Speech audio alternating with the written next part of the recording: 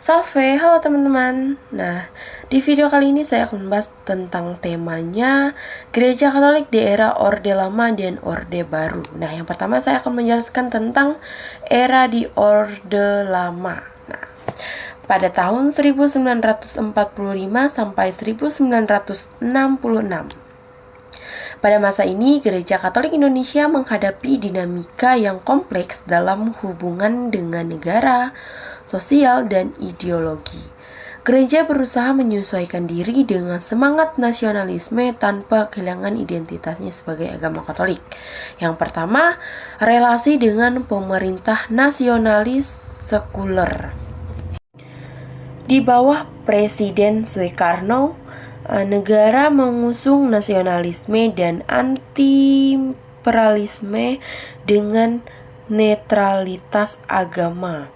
Gereja Katolik berusaha menyesuaikan diri dengan semangat kebangsaan, namun berhati-hati agar tidak dicurigai sebagai agama asing. Yang kedua, peran Soegija Pranata dan 100% Katolik, 100% Indonesia. Albertus Soegija Pranata SC sebagai uskup pribumi pertama memperlihatkan komitmen umat Katolik pada Republik Indonesia dan mendukung umat untuk menjadi warga negara yang aktif. Yang ketiga, pendidikan dan kaderisasi. Gereja fokus pada pembangunan lembaga pendidikan dan sosial seperti sekolah Katolik dan seminari. Awal pembentukan organisasi awam Katolik seperti Pemuda Katolik dan Partai Katolik Republik Indonesia. Yang keempat, tantangan ideologi komunis. Gereja Katolik menentang komunisme yang dianggap bertentangan dengan iman dan kebebasan beragama. Umat Katolik sering menjadi sasaran kecurigaan terutama di daerah yang dikuasai PKI. Yang kedua kita akan masuk ke Gereja Katolik di era Orde Baru pada tahun 1966 sampai 1998. Di bawah Presiden Soeharto, Gereja Katolik dihadapkan pada stabilitas politik dan kontrol ketat terhadap semua organisasi termasuk keagamaan. Yang pertama, stabilitas politik dan pengawasan ketat. Orde Baru menekankan stabilitas dan pembangunan ekonomi dengan kontrol ketat terhadap aktivitas politik, termasuk dalam urusan keamanan. Yang kedua, pembubaran Partai Katolik dan fusi ke PDI pada tahun 1973. Partai Katolik dilebur menjadi Partai Demokrasi Indonesia (PDI) yang membuat umat Katolik kehilangan kendaraan politiknya sendiri, namun fokus pada peran awam non-partisan. Yang ketiga, Konsili Vatikan II dan pembaruan gereja.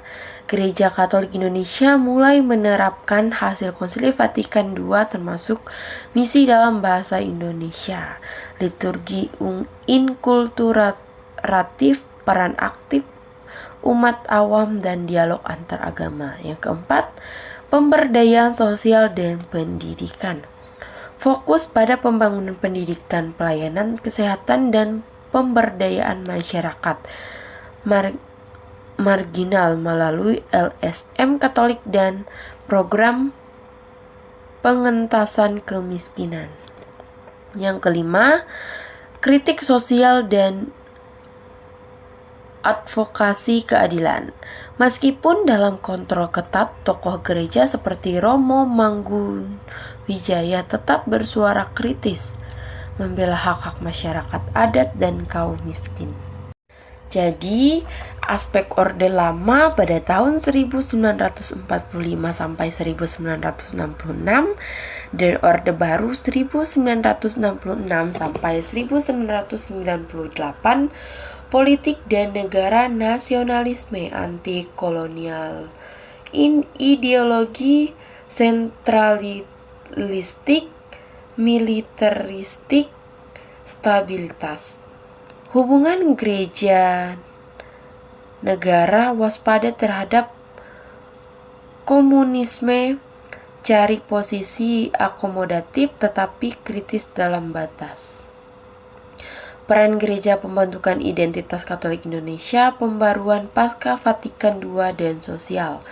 Tokoh kunci MGR, Soegija Pranata Romo, Magun Wijaya, umat awam kritis, fokus pendidikan politik umat, inkulturasi, advokasi sosial. Gereja Katolik Indonesia di kedua era tersebut bertransformasi untuk menggapai tantangan politik dan sosial dengan penekanan pada pembaruan sosial dan identitas Katolik yang lebih inklusif. Oke teman-teman, sekian video saya pada hari ini. Saya ucapkan terima kasih, Tuhan Yesus memberkati.